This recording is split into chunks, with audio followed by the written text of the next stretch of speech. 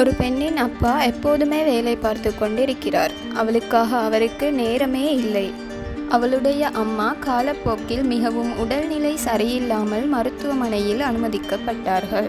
அவர்கள் வறுமையில் வாடத் தொடங்கினர். சில மாதங்களுக்கு பிறகு அம்மா இறந்துவிட்டார். அவளுடைய அப்பா கடன் தீர்க்க முடியாதவராகிவிட்டார். அப்பா வேலை தேடிக்கொண்டிருந்தார். ஒரு நாள் அவள் அப்பாவின் லக்கேஜில் ஒரு அழகான ட்ரெஸ் ஒன்றை பார்த்தாள். அது அவளுடைய அம்மாவுடையது என்று நம்பி அந்த ட்ரெஸ்ஸை தன் அளவுக்கு வெட்டி தன் அப்பாவை ஆச்சரியப்படுத்துவதற்காக அணிந்து அப்பாவிடம் சென்று காட்டினாள். ஆனால் அப்பா அவளை ஆவேசமாக திட்டினான். சில நாட்களுக்கு பிறகு அப்பா ஒரு நோட் ஒன்று சரி எழுதி வைக்காமல் திடீரென்று காணாமல் போனார். வருடங்கள் கடந்துவிட்டன. அவளுடைய திருமண நாளில் ஒரு ஆதரவற்ற மனிதன் அவளை கட்டிப்பிடிப்பதற்காக நெருங்கி வந்தான். ஆனால் அவள் அவனை தள்ளிவிட்டு காவலாளிகளை அழைத்தாள். அந்த மனிதன், "நான் தான் உன் அப்பா" என்று கத்தினான். காவலாளிகள் அவனை இழுத்துச் செல்லும் போது அவள் இன்னும் கோபமடைந்தாள்.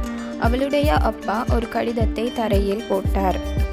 "ஜேன், என் அன்பே, நீ இவ்வளவு வளர்ந்து விட்டாய் என்பதை என்னால் நம்ப முடியவில்லை. சோரி அப்பா, இத்தனை வருடங்களாக உன்னுடன் இல்லை. அந்த ட்ரெஸ் ஞாபகம் இருக்கிறதா? அதற்காக நான் உன்னை திட்டினேன். அது என் முதலாளியின் மனைவியுடைய ட்ரெஸ். மேலும் அதன் மதிப்பு $10,000. அதனால் துரதிர்ஷ்டவசமாக நான் 10 வருடங்கள் சிறையில் அடைக்கப்பட்டேன்.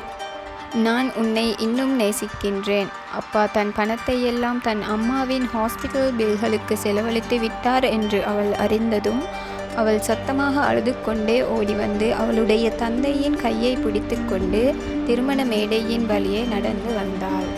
நீங்களும் அப்பாவின் அன்பையும் தியாகங்களையும் புரிந்து கொள்ளாமல் காலத்தை வீணடிக்காதீர்கள்.